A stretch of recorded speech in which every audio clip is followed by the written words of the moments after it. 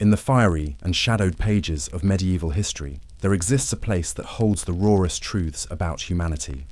The tavern, beneath the flickering light of the flames and the pungent scent of murky ale. It was not merely a crude place for feasting and drinking, but the dark heart of society itself, where nobles and commoners sat side by side, where honor, desire, and spilled blood intertwined. There, each laugh rang out mingled with curses, the clatter of wooden mugs, and sometimes the hiss of a knife being drawn in drunken frenzy. Yet behind the layers of grime and the smell of sweat, the medieval tavern harbored something strange. The primal energy of humankind, at once brutal and seductive, rotten and vibrantly alive in a way that could chill the soul. In this video, we will open that old wooden door together, listen to the breath of an age long past, and uncover the filthy yet captivating truths of medieval taverns, where all moral boundaries melted away into a single potent cup of ale. Keep your ears attentive, for this journey will intoxicate you, even before you take a single sip. And when the tavern door creaked softly in the cold, rainy night, we step into a world of sense and space, where every sense is awakened, where filth, warmth, decay, and life blend together into a primal symphony of humanity. This is not the elegant space of a palace or cathedral. It is the beating heart of the medieval world, where every speck of dust, every wisp of smoke, holds a story yet untold. Upon entering, the first thing to strike us is not the sights, but the smell, a dense mixture that seems almost tangible. The sweat of weary travelers mingles with the pungent aroma of fermented ale, blended with the scent of the hearth smoke and roasting meat, then sinks into the dampness of rotting straw and decomposing rats. All of it fuses into a thick, suffocating atmosphere, yet strangely it does not repel.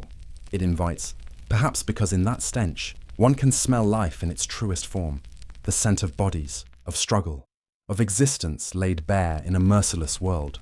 The floor beneath is not paved with stone, but simply damp earth, covered with a layer of yellowed straw turned grey, meant to soak up waste, spilled ale, and dried blood.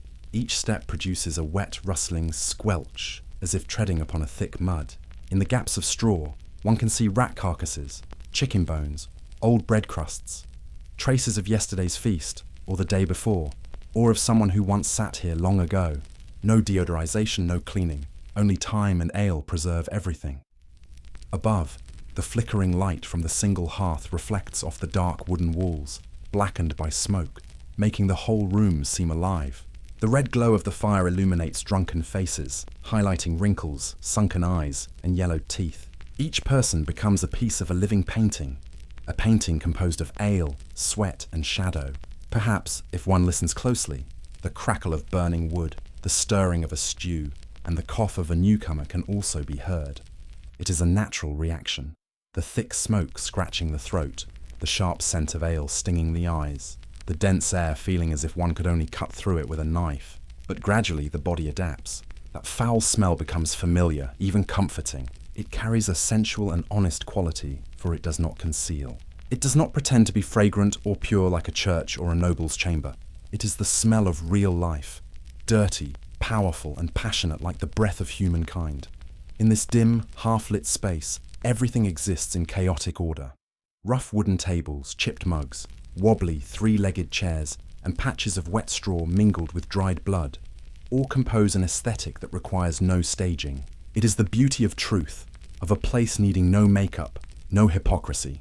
In a medieval tavern, one need not pretend to be someone else, a mercenary, a sinful pilgrim, or a beggar. Upon crossing this threshold, all are equal under the hearth's light and the shared stench of humanity. And then, as the eyes adjust to the darkness, one begins to notice the strange allure of this place.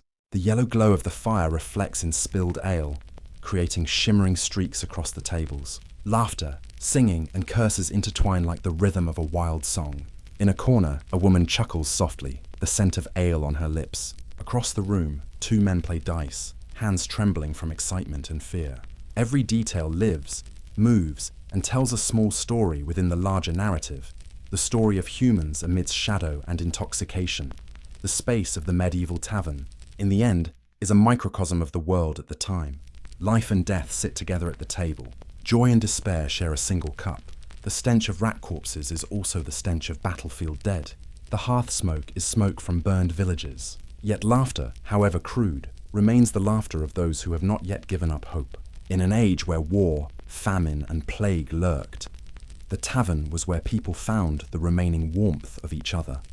Some called it a place of sin, where morality lay buried at the bottom of a cup, yet others saw it as a temple of truth, where all outward deceit melted away. Here, no one needed to save face, no one needed to play a role. When the ale touched their lips, everyone returned to their primal selves, laughter for joy, tears for sorrow, pounding the table for anger, embracing for love amidst the wet straw. Perhaps that is why, despite the filth and stench, the tavern remained the place where people felt most alive. If we listen even deeper in the smoke and breath of ale, the echoes of history linger. Merchants recount long journeys. Mercenaries boast of victories and scars. Pilgrims speak of God's grace while picking the pocket of a neighbor. These stories, words, and laughter nourished folk culture, legends, and songs, what later became known as the soul of ancient Europe. In other words, the tavern was where the world was retold, relived, night after night. Thus, the space, though filthy, is beautiful in its own way. Beautiful because it is true. Beautiful because it pretends to be nothing other than itself. It is the stomach of society, digesting all that people dare not admit by day. When churches preach of heaven, the tavern tells of hell, and both are needed for the world to exist. Imagine a winter night in 1348, snow falling thick outside, plague raging. Inside the tavern, the hearth still burns, people still drink, laugh, love, and sing. Though they know they may die by morning, they raise their cups as if defying fate. In the stench there is courage, in the smoke, hope, in the darkness, the light of humanity. And that is what makes the medieval tavern immortal in our imagination. It is not a place we wish to live, but a place we wish to understand. For there we see humans stripped bare, vulnerable, yet resilient and full of passion. A place both revolting and enchanting, where simply closing one's eyes allows one to feel everything. Smoke, ale, laughter, coughs, and the chaotic heartbeat of life, groaning yet unwilling to cease. Tonight, as you lie listening to this story, let your mind step through that wooden door. Let the coarse sense of the past fill you, and see that even in the utmost filth, there is a beauty so genuine that time cannot erase it. For sometimes, it is precisely in the stench of life that we sense the sacredness of being alive. But when the breath of ale in the air begins to seep into one's senses, when the tavern's fire gradually casts shadows on the walls like dancing figures, we suddenly realize that the medieval world was not confined to a single smoke-filled room. Behind every laugh, behind every poured mug, lay an entire network of shelters, rest stops, and places to forget one's troubles. A system of inns, taverns, and alehouses forming the lifeblood of daily life. These were not merely locations, but miniature layers of society, where each rung of humanity had its own seat, and each drink told a story of social standing. At the top of this chain stood the inn, the lodging house. The name sounds grand, but upon closer look, it is merely a low wooden house by the road, reserved for those with money, merchants, officials, or wealthy pilgrims. Here, people could enjoy a small taste of medieval luxury, dry straw mattresses instead of wet, meals with meat and white bread, woolen blankets free of bugs, and wine instead of murky ale. Yet this luxury existed only in comparison to the surrounding poverty. By modern standards, it was still just a warm, modest refuge. In the shared rooms, dozens slept together, backs pressed to backs, breathing the same air thick with body odor and lamp smoke. Each snore, each shift in position, each cough combined into the medieval night's symphony, both familiar and terrifying. And within this world, the inn was not only a resting place, but also a hub of information and power. Merchants discussed business, officials pried for news, spies exchanged secret letters, and sometimes a fugitive quietly hid in a shadowed corner. The innkeeper, seemingly only a server of tables, was in fact the most discreetly powerful figure, for in their hands lay the key to knowledge. They knew who arrived, who departed, who was rich, who was poor, who was drunk, who spoke too much. In an era without postal networks or newspapers, the inn was a living journal of society, where every whispered word could be traded for gold, or for death. Leaving the inn, one descends a social step to the tavern, where the middle classes gathered to forget the labour of the day.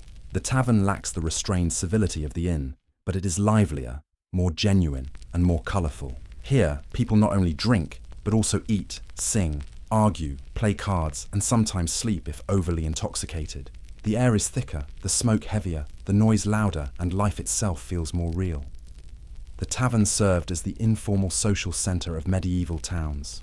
Merchants met, mercenaries sought work, poets told stories, and conmen prowled. All intermediate social layers converged here. From learned scribes to sword-wielding men, a glass of wine could spark friendship, a glance could ignite a fight, and a laugh could conceal a dark scheme. The tavern was the stage of human life, where every role was played without a script.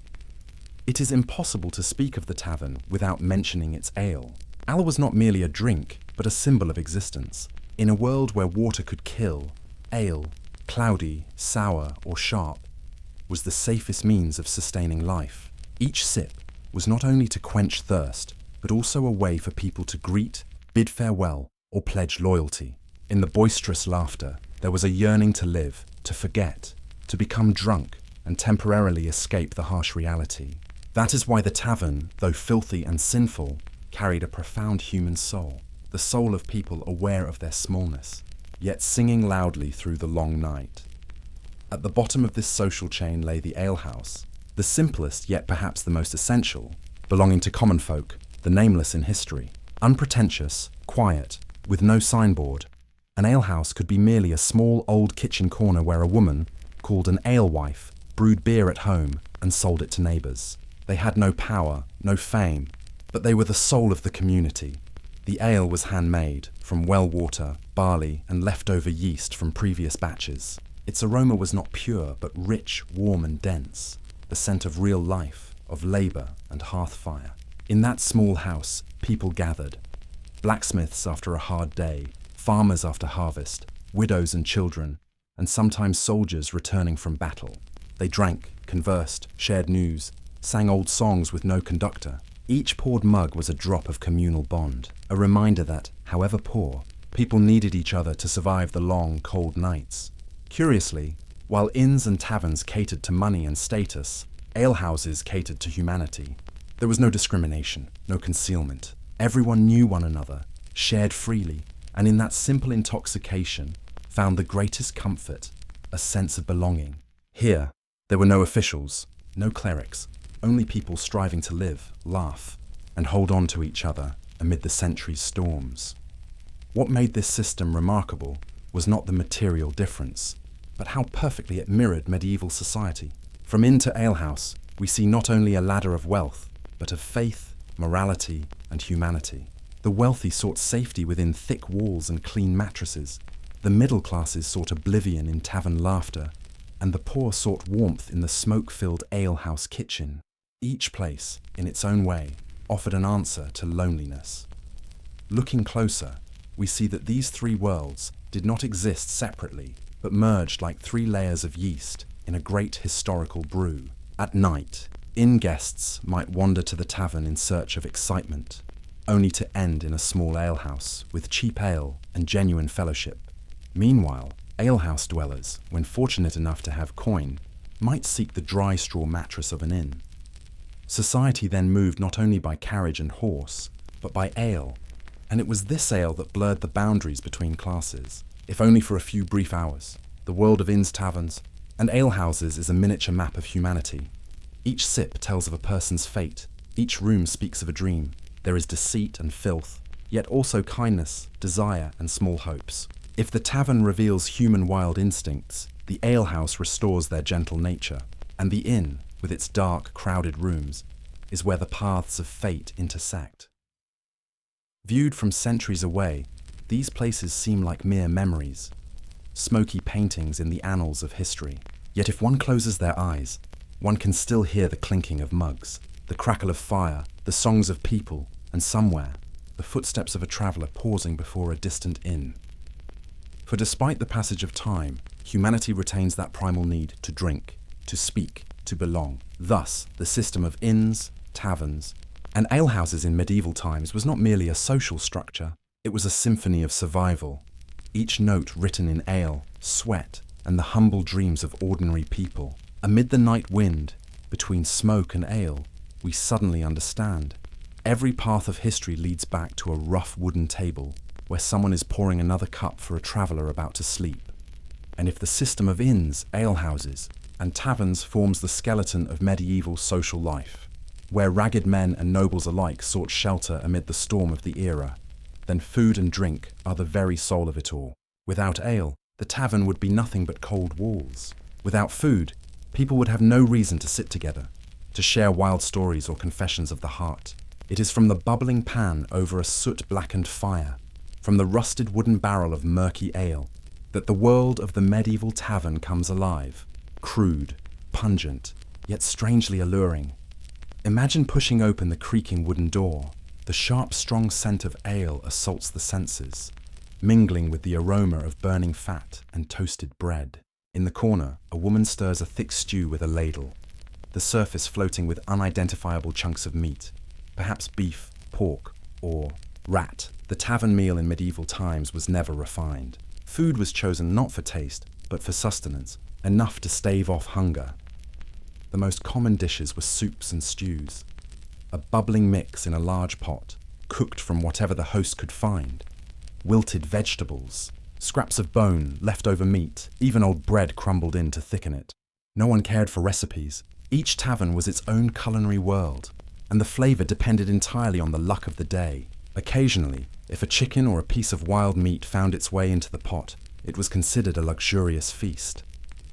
Bread, the humble symbol of life, was far from soft, hard as stone, coarse, sometimes used as a bowl. Soup would be poured onto a slice, soaking into its interior, and eaten whole. The taste was charred, salty, bitter, yet to them, it was the taste of existence. In an age where hunger and plague were constant companions, even a slightly burnt loaf could bring tears to one's eyes. And then there was ale, the true soul of every tavern. People drank not only for pleasure, but to forget, to warm themselves, to soothe fear, and to drown unfulfilled dreams. Wine, barley beer, cider, mead, all heavy with yeast, mingled with the metallic tang of old wooden barrels. No filtering techniques, no refined processes. The drink was often cloudy, sometimes with a floating scum. Yet medieval people did not need fine wine. They needed strength in their drink. They drank for loneliness. They drank for war. They drank because life was short and cheap. And in the drunkenness, they found equality, a fleeting luxury in a feudal society. At the wooden table, everyone was alike: servant, cleric, peasant, soldier. Hoarse laughter mixed with the pouring of ale, forming a human symphony, both raucous and tragic.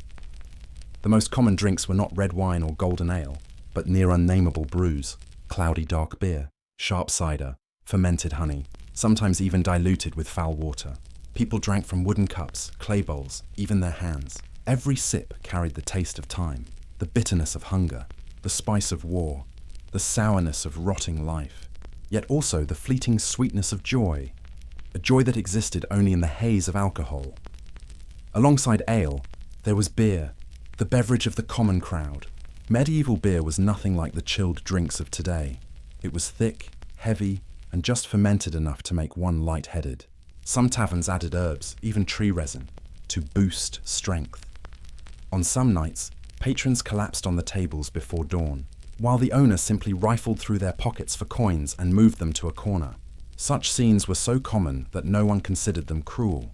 Do not think that food was only for the poor. In larger towns, some taverns catered to nobles, merchants, or wealthy pilgrims. There, ale was poured into polished pewter cups, meat roasted over cleaner coals, and occasionally rare spices like pepper or cinnamon were used. Yet regardless of class, the essence of the tavern remained the same: a place to escape reality, to reclaim a spark of human warmth in a cold era. Interestingly, in that chaotic world, food and drink became a silent language of communication. A shared cup of ale was a gesture of friendship, a slice of bread a kind of treaty. Those who did not share a language could still raise their mugs together, laugh, and get drunk. And in that drunkenness, all boundaries vanished: religion, class, nationality. In the flickering firelight, all that remained was humanity, fragile, hungry, yearning for small joys. Yet it was also through these meals and drinks that the darker face of the era became visible. Many taverns diluted ale with polluted well water, cooked food in rancid fat, or used the carcasses of animals dead from disease. Thousands fell ill from a cheap meal, and yet no one stopped. They came, drank, laughed, because they would rather die in intoxication than live in grinding hunger.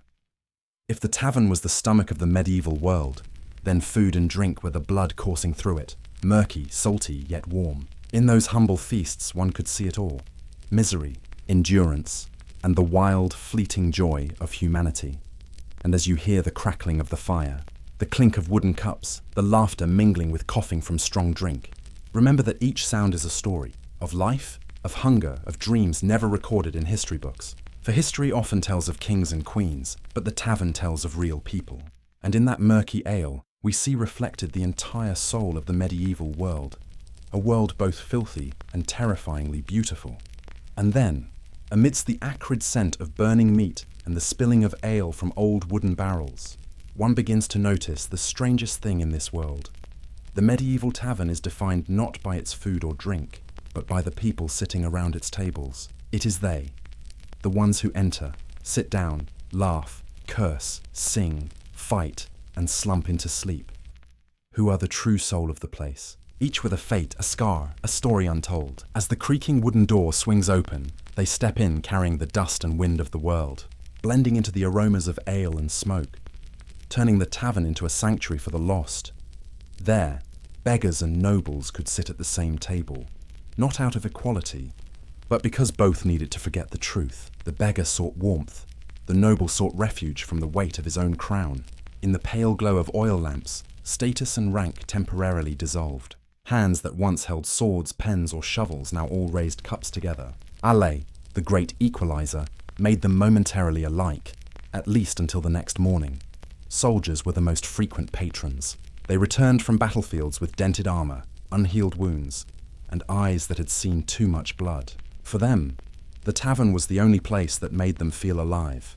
They told tales of battles no one remembered, of comrades fallen in a rain of arrows, and of dreams shattered when the bugle sounded. Each cup of ale was like an incense stick for the fallen. Amid the laughter and shouts, silent tears sometimes fell onto the worn wooden tables. Beside them sat merchants, carriers of news and goods from distant lands. They were the lifeblood of the medieval world. Without them, no one knew what lay beyond the city walls. Yet they also carried disease, rumors, and debts. In drunken boasting, they spoke of faraway realms, of spices worth more than gold, of ships sunk with their cargo. With their words, they inflated the world, making everyone listening believe that somewhere, life was still worth living.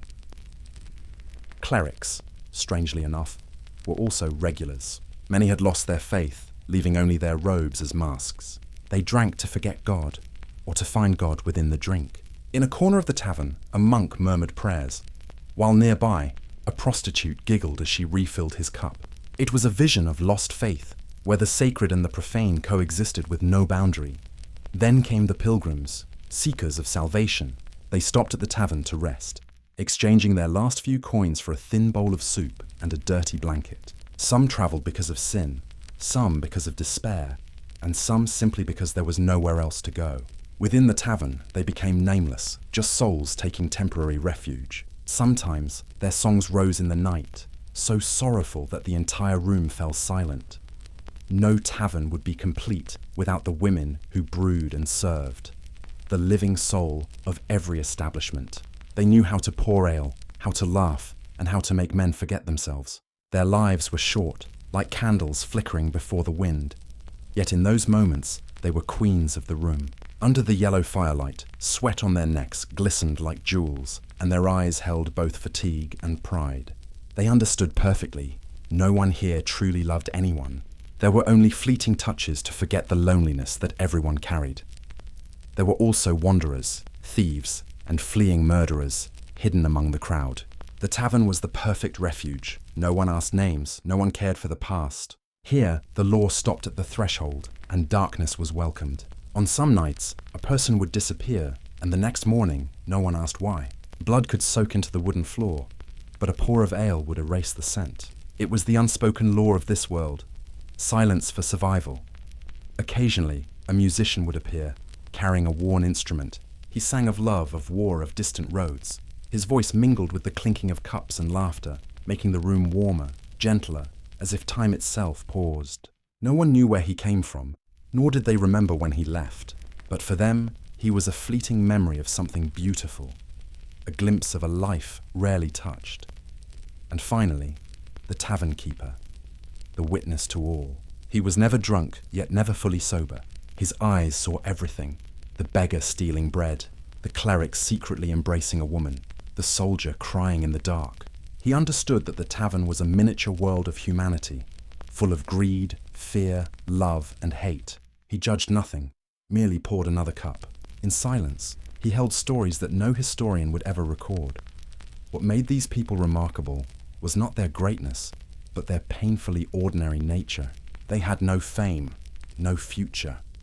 Yet in those long nights, they lived more truly than anyone else. Every laugh, every lie, every clasped hand was a way of saying, "I am still here." And when the first rooster crowed, they vanished like morning mist, leaving the tavern empty, the scent of ale and sweat lingering in the air. Looking at them, one glimpses the soul of the medieval world, a world of suffering, yet still yearning to live. The tavern was the place where all converged, saints and sinners, dreamers and the despairing, the living and the souls already dead within themselves. They came to forget, yet inadvertently left traces, in song, in knife marks on the tables, in smoke clinging to the beams. And so, across the centuries, as castles crumbled and knights turned to dust, the shadows of those who frequented taverns remained, echoes of humanity. They were us in another time, weary, longing, still searching for a small corner in which to shelter through the long night. For sometimes, to understand a civilization, one does not need to gaze upon palaces or churches, only to sit in an old tavern, listen to the people and feel the true breath of history.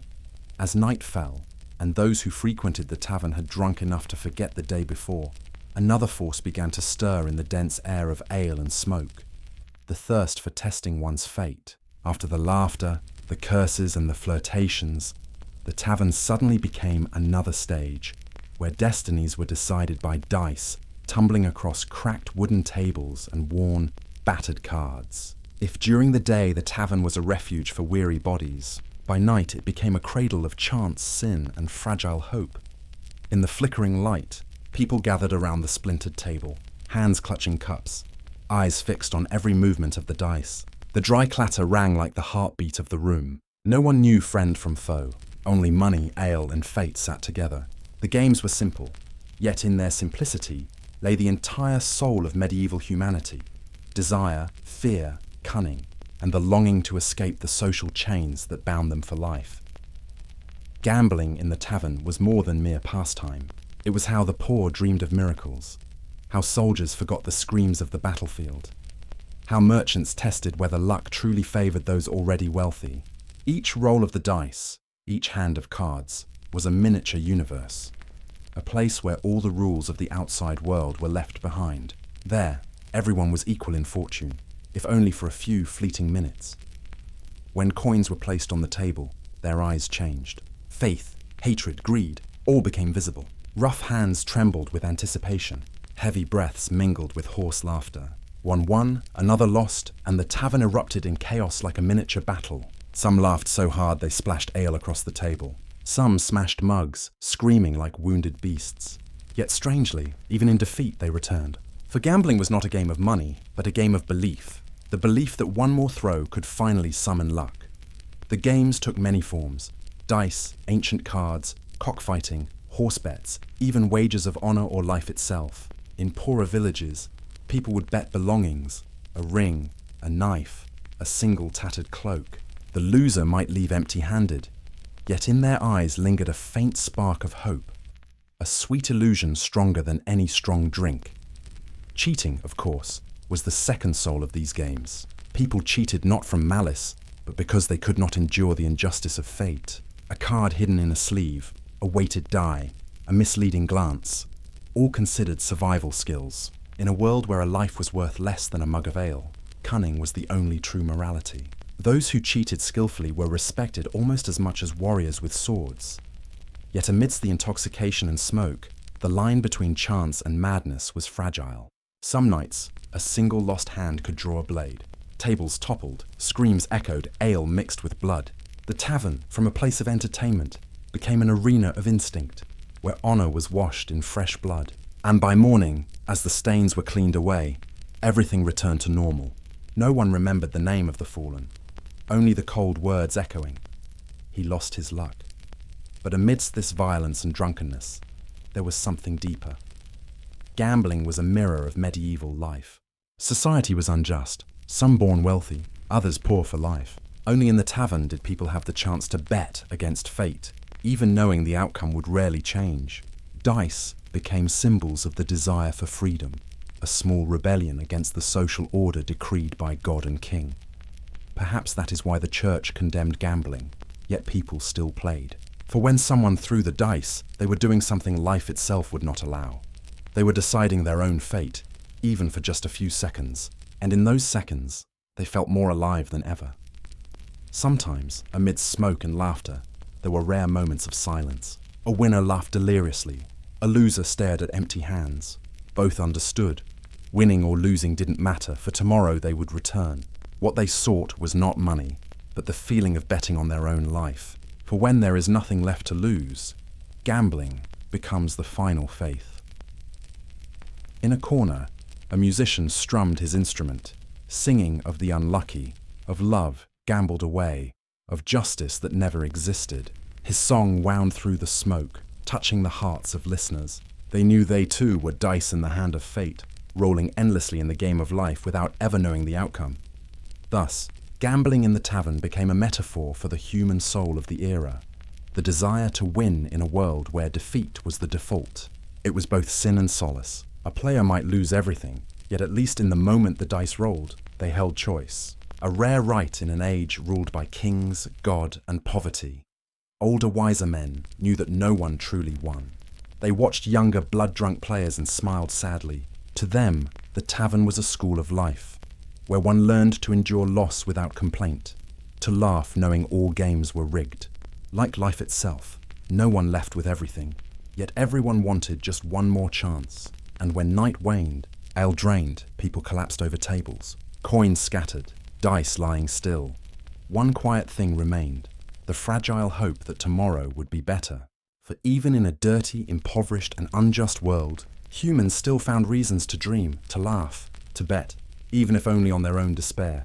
So, when speaking of gambling in medieval taverns, one speaks not only of sinful pleasure, one speaks of a chaotic symphony of humanity where chance, belief, and pain intertwine. For perhaps, deep within every human, in any century, there is a part like those drunken gamblers, knowing everything will fall apart, yet still throwing the dice, hoping that this time, luck will be different. And then, when the drink pushed the boundaries of reason, when laughter and the clatter of dice merged with the quickened breaths of excitement, the medieval tavern became a true arena, where honor, pride, and blood intertwined in a frenzied dance of human nature. Beneath the smoke-stained beams, revelry could end with a smile, or with the flash of a knife in the dark. This was the moment when the mask of pleasure fell away, revealing humanity in its rawest, most primal, and most violent form. In the world of medieval taverns, violence was not merely a consequence of intoxication. It was a language of instinct, a way for humans to assert their existence in a society not yet bound by laws as it is today. A misplaced glance, an uncontrolled word, or simply the flicker of light revealing the wrong face. Any of these could be reason enough to draw a blade, swords, daggers, or even just a broken chair leg could become weapons in the hands of the drunk. And strangely, no one was surprised when blood flowed, for in the mindset of that era, violence was as natural as the smell of ale in the air. Men who had returned from the battlefield, carrying the memories of swords, spears, and screams, found in the tavern a miniature battle, smaller, yet somehow more satisfying, where they could display strength and satisfy a pride eroded by time. For them, a punch, a scar, or even a heated brawl could be seen as a symbol of honor. Many entered the tavern simply to test their luck in a fight, to prove who they were, or simply to be recognized. In a society strictly divided by class and status, a blow was the only declaration of equality that the weak could claim. Yet honor did not exist only in brutality. It was also the fragile thread binding humans to morality and personal pride. Even in drunken brawls, they knew when to stop. When enough blood had been shed, when an apology was uttered, or when a witness intervened with, "That's enough." Between chaos, a strange order was maintained by the sense of honor, like an unwritten law. Those who violated it were shunned, not only by the tavern keeper, but by the community of regular patrons. Medieval taverns had no police, no referees, no surveillance cameras. The only thing keeping the crowd from plunging into total chaos was faith in personal honor, a value held so high it sometimes outweighed life itself. Countless duels began in dingy taverns, ending outside the village gates, bathed in moonlight, swords raised, not out of deep hatred but simply because you dared to insult me in front of others. Violence, therefore, was not only the product of indulgence, it was a means to preserve a sense of dignity in a chaotic era. It reflected the deep contradictions within medieval humans, wild yet proud, ruthless yet principled. In these contradictions, we see a society living by emotion rather than reason, where honor was measured by scars, not words, and where people sought self-worth through strength rather than knowledge. Remarkably, despite their brutality, these taverns played a vital role in shaping culture and communal spirit. Brawls were not only acts of violence but collective catharsis, a way to release the pressures of harsh life. When the world outside was unjust, taxes oppressive and war ever-present, within the smoke-stained walls of a tavern, humans could live truly. To be angry, weak, or insane. And perhaps it was this very madness that saved them from despair. It cannot be denied that within these violent episodes were stories of friendship, forgiveness, and loyalty. Some who had fought until blood spattered would sit together afterward, hoarse laughter masking the recent conflict. They understood that fury was just part of life. It came and went, like the ale in their veins, like smoke on the wind. In truth, what was more frightening than violence was emptiness, when people no longer felt anything, no longer dared to fight for what they believed was right. Even with a single punch, looking back from the present, everything in a medieval tavern appears as a microcosm of human society. Joy and sorrow, friendship and enmity, peace and violence coexisting within a confined space, thick with smoke and the smell of blood.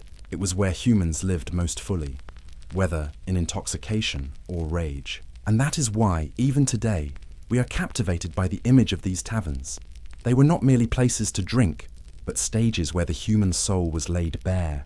When one closes their eyes, it is still possible to hear the snap of breaking chairs, the crash of shattering mugs, the screams of those dragged out of fights. But above all, laughter echoes, hoarse, thick with ale, yet full of life. For in the darkness of these taverns, amid violence and honor, humans continued to find reasons to survive, to prove that even in a decaying world, they were still alive, and still themselves. And so, when dawn breaks, casting the first light on damp wooden floors and dried drops of blood, the tavern returns to its quiet state. People sweep up the debris, wipe away the spilled ale, and wait for the next night. For life within those walls never truly slept. It merely paused until the sound of pouring ale heralded another story. As the intoxication slowly faded and the blood dried on the wooden floor, as those who had exchanged deadly blows now leaned on each other, hoarse laughter filling the darkened room, the medieval tavern never truly fell silent. For beyond the laughter, beyond the smoke and the scent of ale, another need crept in. More secretive, more intense, an instinct that no armor or beard could hide. Desire. If violence was fire, then lust was the smoldering embers, hot yet silent, seductive yet sinful.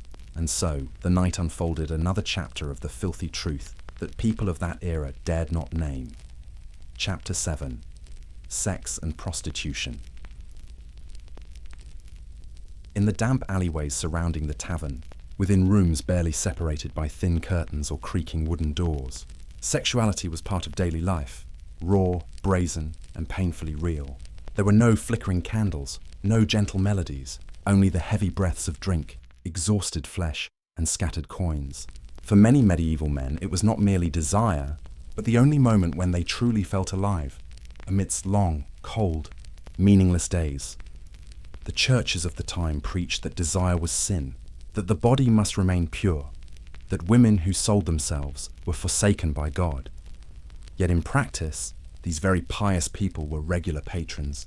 The more a society forbade something, the more it flourished in the shadows, and taverns, with their intoxicating haze numbing conscience, became a refuge for repressed cravings, a place where men and women could temporarily ignore doctrine and reclaim the warmth of flesh. The women who worked there were not symbols of sin. They were symbols of survival. In a world where opportunities for women were scarce, where wars claimed men, where poverty gripped every home, their bodies became the only currency they could offer. Some were wives of soldiers, some daughters of peasants sold to pay debts, and some simply had no other path. They lived on a fine line between scorn and necessity, between being rejected by society and sustaining it. The medieval tavern, therefore, was not just a place to eat and drink. It was a stage for humanity's most earthly dramas. When night fell, laughter echoed, and in the back rooms, sex was bought and sold like familiar merchandise.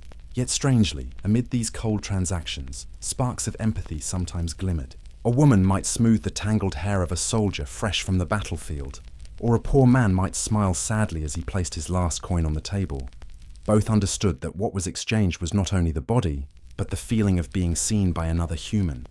Beneath the layer of moral judgment, prostitution in the medieval world served a curious social function.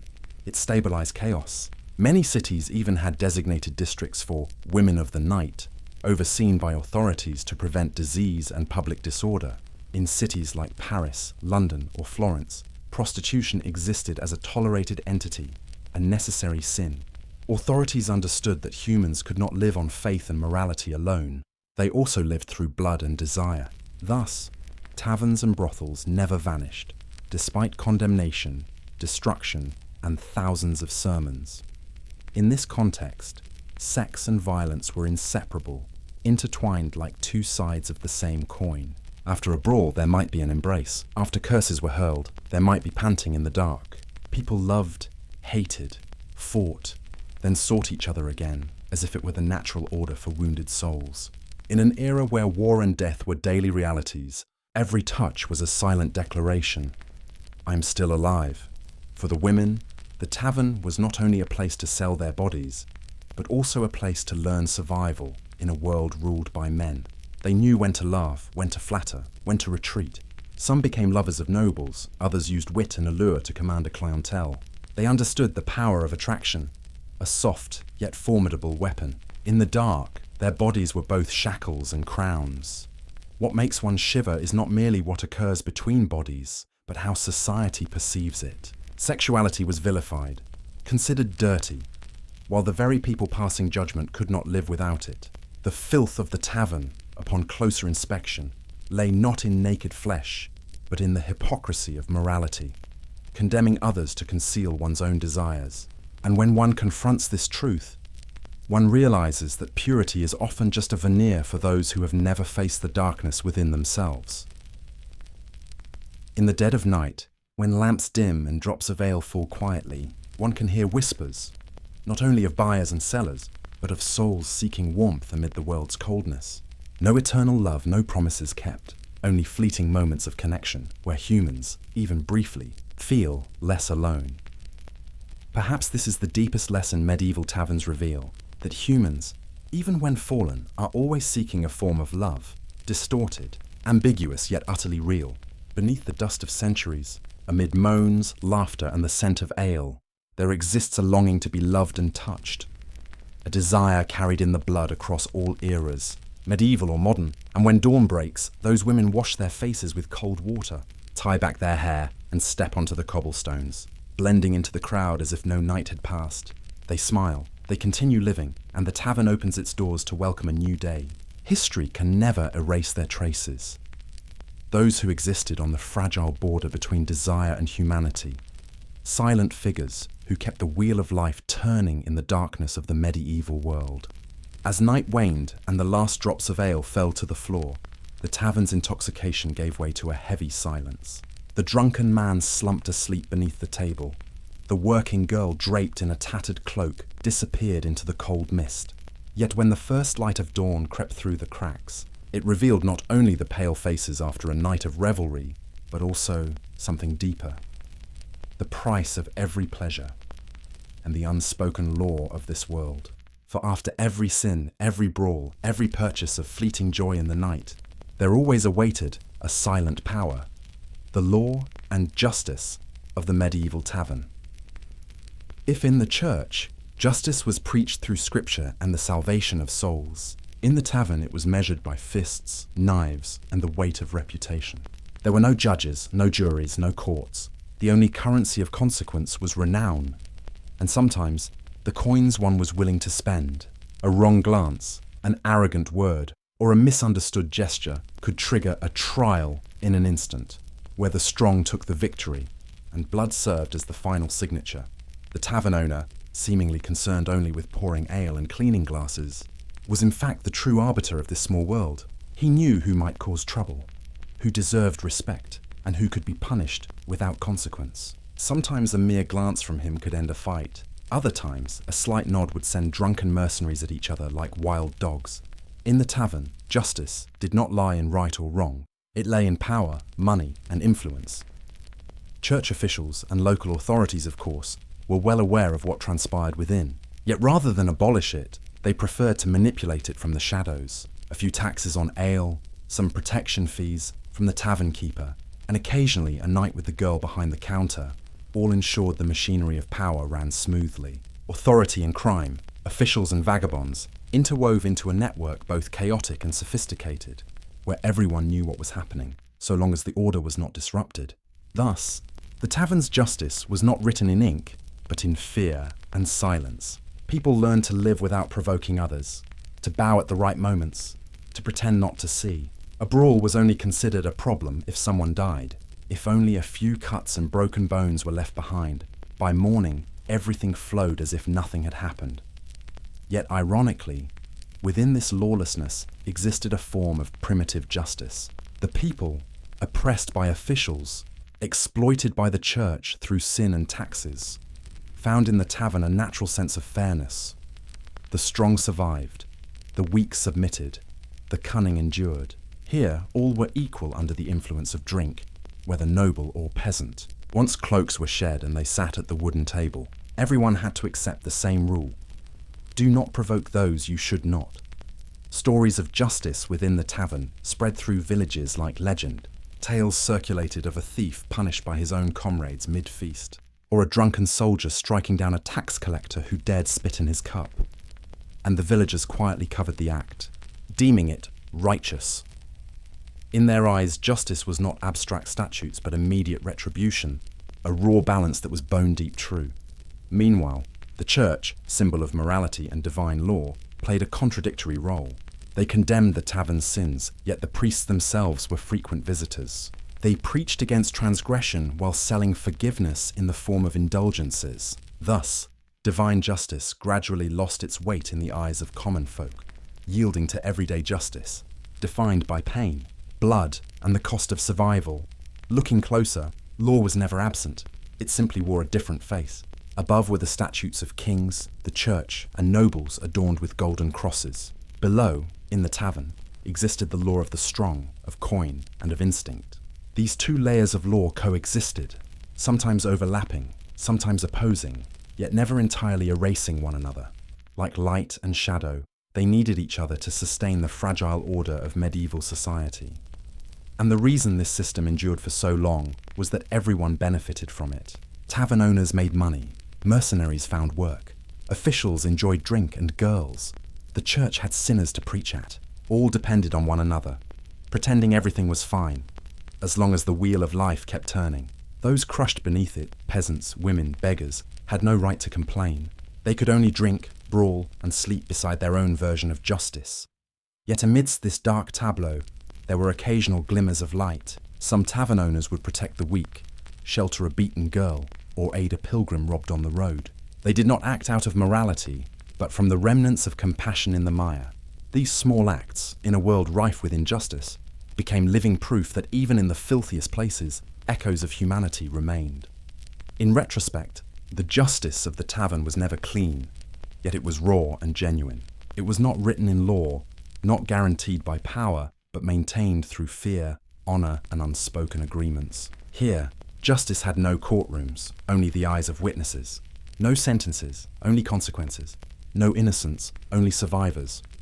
Perhaps that is why the medieval tavern remains a perfect reflection of its society. Outside, kings and popes vied for power. Inside, common folk contested over every morsel and every breath.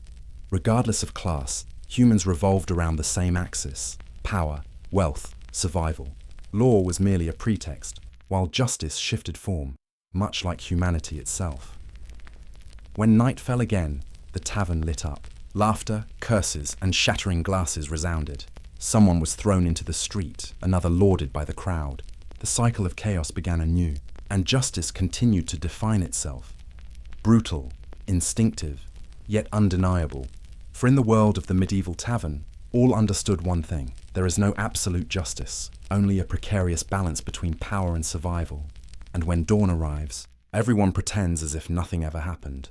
As the morning light filtered through the smoke-stained wooden windows, and the sounds of the night, clinking glasses, pouring ale, and laboured breaths after brawls, gradually subsided, the medieval tavern revealed itself to be more than just a place for drink, violence, or desire. Through all the laughter, fights, fleeting transactions, and the tavern keeper's makeshift trials, one could perceive a profound truth. The tavern was not merely a place to eat or take refuge. It was a living cultural symbol of medieval society. From the chaos of its nightly rituals, the tavern mirrored the spiritual, social and political life of its era, offering a lens through which we understand humanity, values, and the unspoken rules guiding that world. The tavern served as the heart of community life, where people from all social strata met, conversed, debated, and sometimes clashed. In shadowed corners, villagers exchanged news about agriculture, prices, plagues, or dangerous journeys. Amid laughter and curses, knowledge circulated, experience was shared, and informal alliances formed to protect personal interests. The tavern was not merely a site of entertainment, but an early communication hub, where information, stories, and cultural traditions flowed from one person to another, from one generation to the next. A rumour or tale told over ale could influence public opinion as powerfully as a decree from a castle or royal court. Beyond communication, the tavern functioned as a miniature political centre. Merchants, mercenaries, tavern keepers, even priests or local officials, all gathered to negotiate, debate, and bargain. Power relations were clearly displayed but unofficial. The wealthy secured protection with coins, the strong intimidated with force, the clever manoeuvred with wit. Though unwritten and unregulated, the tavern hosted informal councils that often determined the community's fate. Thus, it became a symbol of soft power, where crucial decisions were made beside wooden tables, under flickering light and the scent of the hearth. Economically, the tavern was equally central. Ale mugs, wine cups, stew pots, and coins not only reflected basic survival, but illustrated the workings of local exchange. Each transaction demonstrated supply and demand, the relationship between buyer and seller, labour and profit. The tavern keeper, with business acumen, protected personal interests while creating an environment where patrons willingly spent money on food, drink, and even illicit pleasures. The tavern was thus an economic hub, shaping habits, needs, and material values within society. Its cultural power extended beyond economics and politics into emotional and social life. Joy, sorrow, anger, greed, disdain, and love were expressed directly, unmediated by dogma or ceremony. Laughter at a humorous story, curses after losing a game, the quiet aftermath of a fight. All were lessons in human behavior, in connecting, negotiating, and surviving amid peril. The tavern became a classroom for living, teaching restraint, strategy, and even forgiveness. Despite the rough and hazardous conditions, inclusivity and social diversity further reinforced the tavern's cultural symbolism. From wealthy merchants to mercenaries, from market women to sex workers, from craftsmen to priests, all gathered here. Within this space, boundaries of status, wealth, and religion blurred temporarily. Though social hierarchies persisted, for a few hours everyone shared the same space: laughter, intoxication, and everyday stories. In doing so, the tavern reflected society's multifaceted nature, giving visibility and recognition to all participants. Moreover, the tavern was a repository of folk intelligence and creativity. In dim corners, by flickering firelight, Stories, legends, songs, and dances were passed down, created, and transformed over time. This was the cradle of unofficial culture, where oral traditions, folk games, and small rituals thrived and spread. A song, a ghost story, or a simple game could become a cultural inheritance for future generations. Thus, the tavern preserved collective memory, beliefs, and imagination, an invaluable, intangible cultural heritage. The tavern also embodied moral and philosophical life. Violence, sexuality, prostitution, gambling, informal laws, and the tavern's own justice formed a practical ethical system. One unwritten and unsanctioned by the church, but still respected and followed. It taught survival amidst chaos, self-protection, and the discernment of right and wrong through lived experience. In every glance, nod, laugh, or outburst, medieval patrons learned lessons in existence, wisdom, and courage. Astonishingly, the tavern was an emotional symbol of the era. It stored joy, sorrow, hope, despair, fear, desire, and the will to live. Every story told, every laugh, every brawl, and every transaction formed part of the larger tapestry of humanity, with all its complexity and diversity. Thus, the tavern reflected not only medieval society, but also the human condition in its most direct and honest form. In sum, the medieval tavern was a comprehensive cultural symbol, a community centre, a political arena, an economic marketplace, a school of practical ethics, a repository of folk knowledge, and a mirror of human emotion. It consolidated the fragmented elements of society into a vibrant space where humans struggled and rejoiced, sinned and sought redemption, fought and befriended. From it, one could understand not only how people lived, but how they perceived the world, assessed values, and generated culture. As night fell again, candles flickered, wine was poured, and laughter rang out once more. The tavern was not merely the end of a day, it was an enduring symbol of medieval culture, where humans lived, learned, loved, fought, and reflected themselves amid ale, smoke, and the warm, flickering light of history. From the tavern, we glimpse a world both vibrant and contradictory, yet profoundly human, an indispensable lens into the society and people of the Middle Ages. As the last light of day faded, as laughter, curses, and the clinking of glasses yielded to the stillness of night, the medieval tavern gradually revealed itself not merely as a physical space, but as a panoramic reflection of human life. From the damp earth, smoke, ale, and the scent of dead rats, to brawls, gambling, desire, and brutal forms of justice, every detail intertwined to create a world both ruthless and vibrant, raw yet rich with emotion. Through these experiences, stepping away from the shadows of its rooms, one begins to perceive a central message. A message the medieval tavern conveys to all who observe it. This is not merely a place to drink and eat, but a microcosm of humanity, where instincts, emotions, desires, and limits are laid bare yet alive with vitality. The tavern was a place where survival, sin, greed, joy, and tragedy coalesced, where people from all social strata, merchants, mercenaries, priests, sex workers, and commoners shared a single stage. A playground without written law, yet governed by unspoken rules everyone respected. Within this chaos, humans learned to endure, adapt, and seek fleeting moments of happiness. A hand held, a shared laugh, a cup of ale, a story told under intoxication, all became evidence of existence, resilience, and the innate desire to be loved and understood.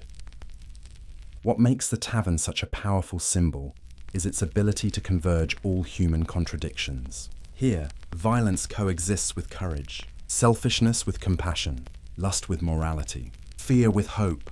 Every moment within the tavern teaches a lesson about human nature, about how we struggle with ourselves and with society. Observing a medieval tavern, one sees not only individuals, but the broader social structure, the exercise of power, the ethics, and the internal contradictions mirrored directly and unflinchingly. Yet the most essential message the tavern conveys is the raw honesty of humanity.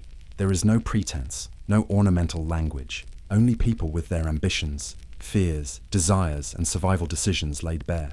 Here, one realizes life is complex and unfair, yet full of color and vitality. Feasts of ale, fights, sexual transactions, or small acts of kindness, all are integral to human existence. Every action, large or small, carries consequences, and each person, whether weak or strong, must confront the harsh reality. The medieval tavern also proves that humans continuously seek connection, even in the darkest contexts. In intoxication, in laughter, in crude exchanges or moments of anger, people want to be seen, heard, and acknowledged. This is a timeless message. Despite societal change or technological progress, the fundamental need to connect and be understood persists in every human being. Looking back at the medieval tavern, we see the truest reflection of this need, where all behavior, whether virtuous or vice-ridden, stems from the same desire to live, to love, and to be accepted. Another crucial aspect is the tavern's symbolic representation of society and culture. It was not merely a gathering place, but also a site where unspoken rules, customs, and folkways were practiced. From drinking rituals, greetings, gambling etiquette, to conflict resolution and responses to power, the tavern reflected the social structure, hierarchy, power, conflict, and human adaptability. It was a living map of medieval society where all individuals, noble or common, participated in a complex system governed by unspoken law, ale, and survival rules. Notably, the tavern preserved intangible culture. Storytelling, folk games, songs, and practical knowledge were passed down through generations. It was a space of experiential education, observation, and emotion, a vivid learning method that modernity can scarcely imagine.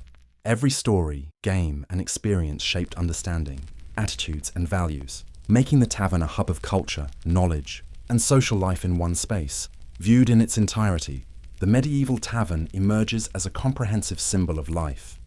Chaotic, colourful, yet profoundly honest and humane. It reminds us that life is not merely rules, laws, or theoretical morality.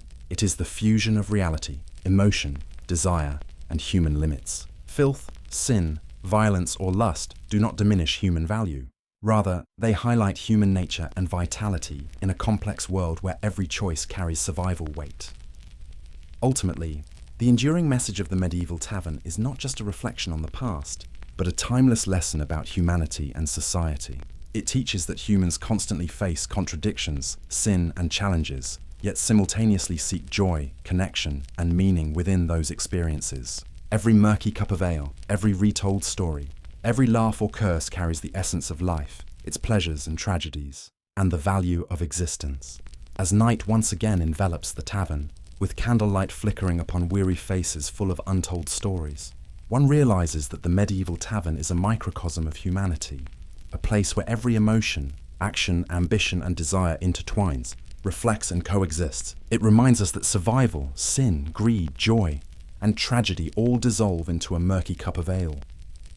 And in that dissolution, humans find themselves, society, and history.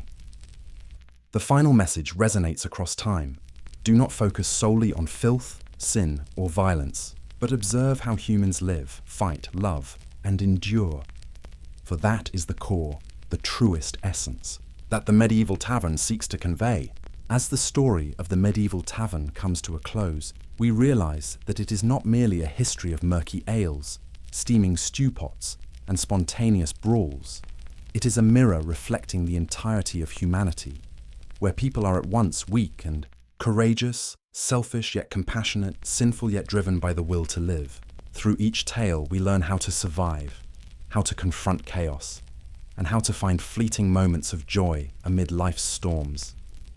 Imagine stepping into a space where the scent of ale, sweat, and smoke intertwines, where every social class, merchants, mercenaries, priests, and sex workers alike, shares a single moment of life, both perilous and vivid. Amidst this chaos, the true nature of humanity becomes clear. Its strength, its fragility, and the enduring desire for connection that no era can erase. If you want to continue exploring history's vivid, mysterious, and sometimes dark tales, hit subscribe. Each night we'll step together into worlds etched by history, listening to life's lessons told through ale, blood, and smoke.